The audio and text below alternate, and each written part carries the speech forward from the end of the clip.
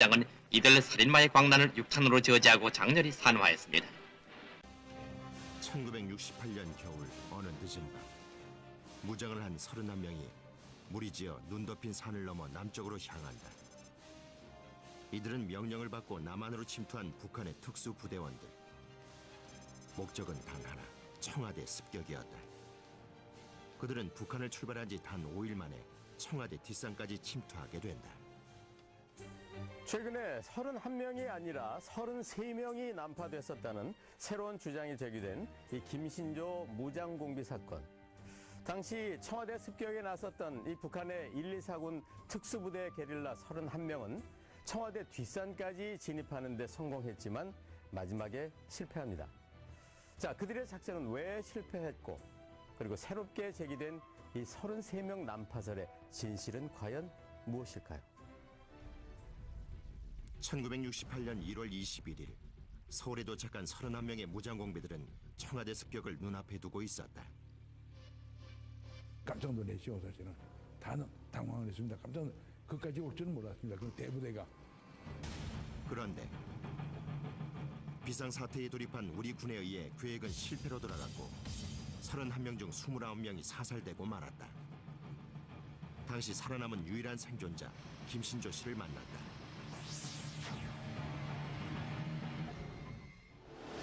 당시 투항한 김신조 씨의 입을 통해 들은 그들의 목적은 충격적이었다. 우리 31명 임무는 저 박정희 놓아야 될 임무. 빨리 청와대 가서 박정희 대통령을 죽여야 된다.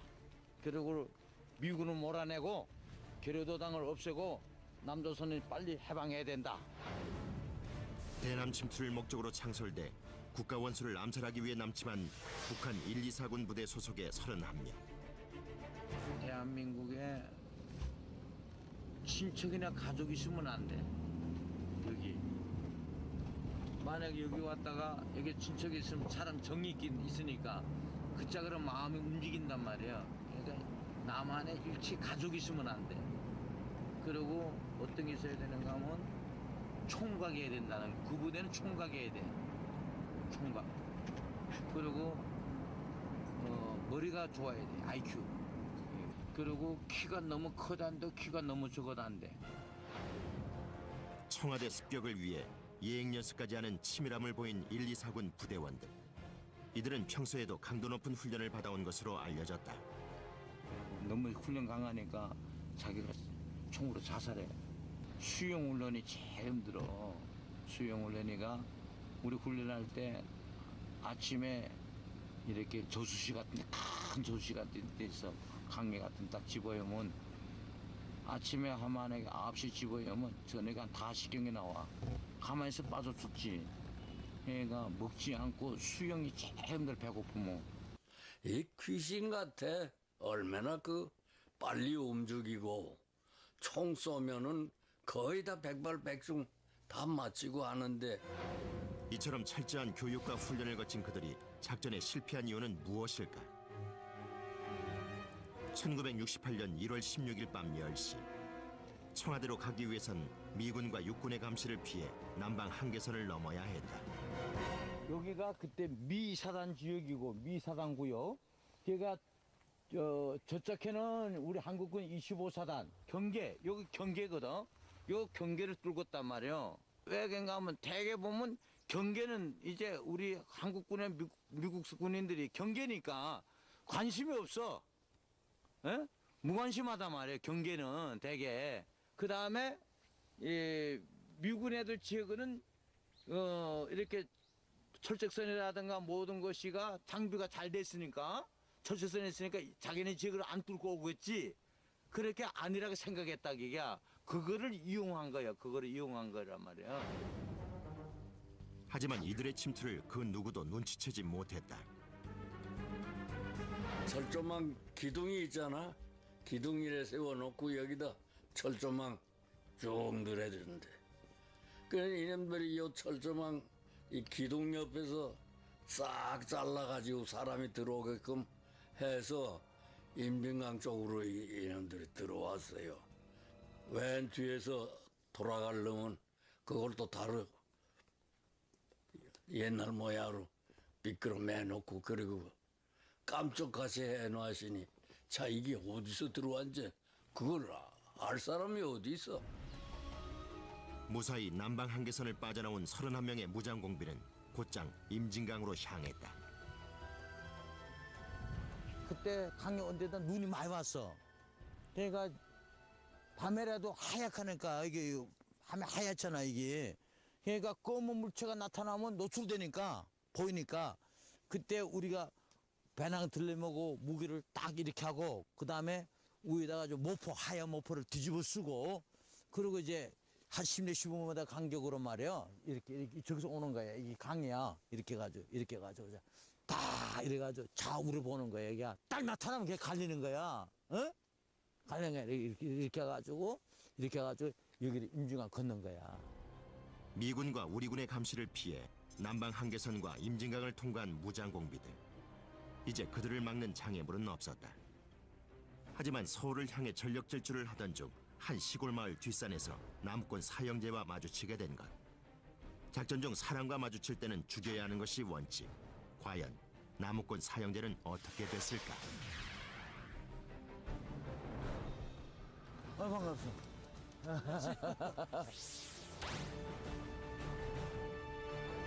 죽었다 했지. 우리는 이제 앞이 캄캄했지. 당시 나무를 하던 중 국군 복장을 한 31명과 만나게 된 사형제. 북한에서 내려온 무장공비라는 것을 한눈에 알아봤다. 그런데 어떻게 사형제는 살아남을 수 있었을까? 죽이자, 이제 살리자. 고수가기로 했어. 죽이던 손 들으라, 살리던 손 들으라니까, 살리던 사람 손 더 많이 들었네? 그래서 거기서 이제 끝나고서 그냥 살려주자. 그런데 그 속에 알려지지 않은 비하인드 스토리가 있다는데. 그때 당시에 겨울이거든. 추웠잖아. 한 사람도 아니고 네 사람 죽여가지고 죽인데 죽이만 오면 그 흔적이 나타나니까 죽이면 무조건 땅에 파묻어야 돼. 땅에 파묻어야 되는데 그 온 땅을 누가 파? 한 사람도 아니고 네 사람인데 땅 파기 싫으니까 이제 살려주자. 서로 땅 파기 싫어가지고 그때 죽는 인생인데 다시 태어나갖고 다시 사는 그런 거야. 원칙을 어긴 무장공비들은 가진 수단으로 우시 형제를 포섭하기 시작했다. 이제 처분만 맡기고 여기서 엿하고 오징어 주는 거 실컷 먹고 충신서약하고 입당원서 신고지 않겠다는 걸 해서 하고선 나중에 밑에서부터 이제 부르고 찾니까는 이제 오늘 못한 거 시계를 이제 하나 주면서 갖다 이제 팔아서 쓰래. 그렇게 풀려난 우시 형제의 신고로 확인 작업에 들어간 우리 국군. 남쪽으로 향한 능선 따라서 내려오다가 한 500m가량 와서 BA 배터리 하나 주웠어. BA 배터리는 뭐래 쓰나 하면 무전기에 쓰는 게란 말이야. 그래 내가 보고서 이놈들이 좀 남쪽으로 갔구나 하는 게 확실한 증거가 나와서 무장공비를 잡기 위한 대대적인 수색 작업이 이루어졌지만 쉽사리 그들의 행적을 찾을 수 없었다. 간첩들이 남침할 때는 하룻밤에 4km를 뛰게 되겠습니다. 야간에. 근데 이 사람들은 야간에 말 20km까지 뛰었습니다. 그게 밤중에 그냥 이틀 만에 40km를 뛰어왔습니다. 그러니까 한 작전부대에서는 깜짝 놀란 것이 그렇게까지 못 왔을 거다 하는 생각을 했었는데 자기네들 방어선을 딱 한 다음에는 그런 통과를 하고 그랬습니다. 수색 포위망을 벗어난 무장공비들은 무사히 서울에 도착했다. 개성을 떠난 지 단 5일 만이었다. 그런데 청와대 뒷산 북악산을 내가지고 청와대 들어가게 됐어. 이게. 근데 우리가 루트를 바꿨다고. 왜냐면 68년 1월 21일 날에 밤 10시에 하는 밤 11시에 청와대 습격에서 박정희 대통령 죽이라 돼 있거든. 그날 그 시간에 들이대려니까 이게 도착 못해. 그래서 이 청와대 북악산을 못하고 바로 이제 우리 오던 세금정 골짜기를 해서 자문 고개를 해가지고 그에게 차질이 빚어지자 루트를 바꿔 도로로 내려온 무장공비들은 자암은 검문소 인근에서 당시 종로경찰서장인 최규식의 검문을 받게 된다. 검문하니까 이제 검문 어디냐 그러니까 우리가 CRC다.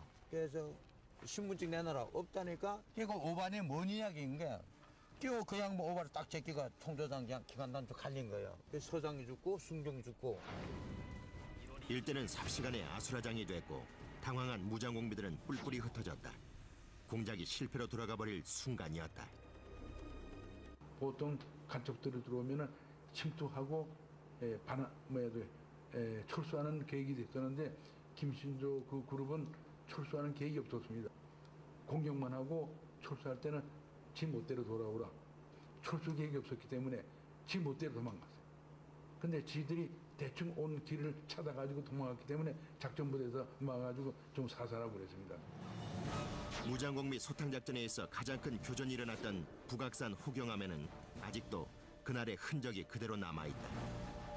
공비들이 일부가 이 바위도로 올라갔다고. 바위도로 올라갔다만. 그러니까 우리 군인들 때려잡아야 되니까 여기로 올라온 거야. 여기로 올라오니까 여기 올라가니까 이제 군인들이 여기 올라가니까 여기서 이제 공비들이 갈리는 거야. 그러니까 우리 군인들이 여기서 총 쏜 거지. 총을 자국이야. 작전에 실패한 무장공비들 31명 중 투항한 김신조를 제외한 29명은 사살됐고 1명은 실종됐다. 그런데 최근 남파한 무장공비가 31명이 아닌 33명이라는 주장이 제기되면서 논란이 되고 있는데 1.1 사태와 관련된 사람들은 당시를 어떻게 기억하고 있을까? 우리가 31명 왔다. 31명이 분명히 안기부에서 공작을 하니까는 공작만 안 들으니까 사람을 목을 짝두로 잘랐다 이런 기사를 썼습니다. 그때 북계 상투적인 선전이 꼭 그런 의미였습니다. 그러니까 목을 갖다 짝두로 잘랐대. 그런 기사를 갖다 북계에서 선전한 상투적으로 선전한 그 내용을 기사화됐어.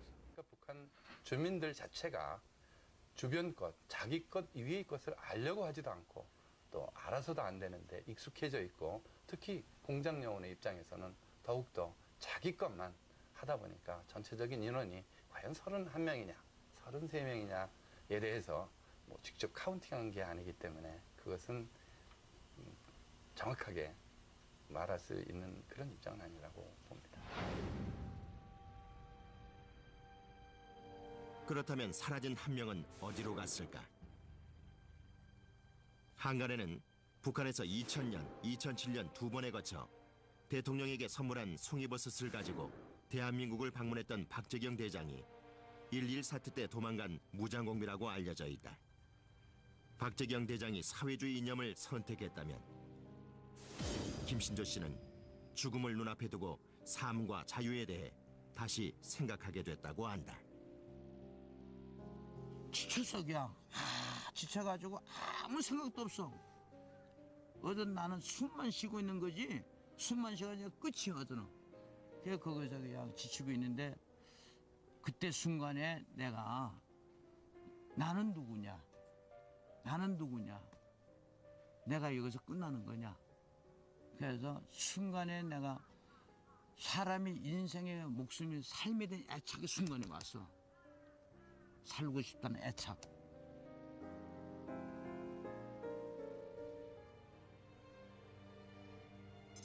이념의 차이가 불러온 남북 분단의 아픔. 그 속에서 빚어진 비극의 역사 1.21 사태. 이 사건으로 대한민국은 실미도 사건이라는 또 다른 아픔을 겪어야 했는데 우리는 언제까지 끊이지 않는 비극의 역사 속에서 수많은 희생을 낳아가며 살아야 하는 걸까?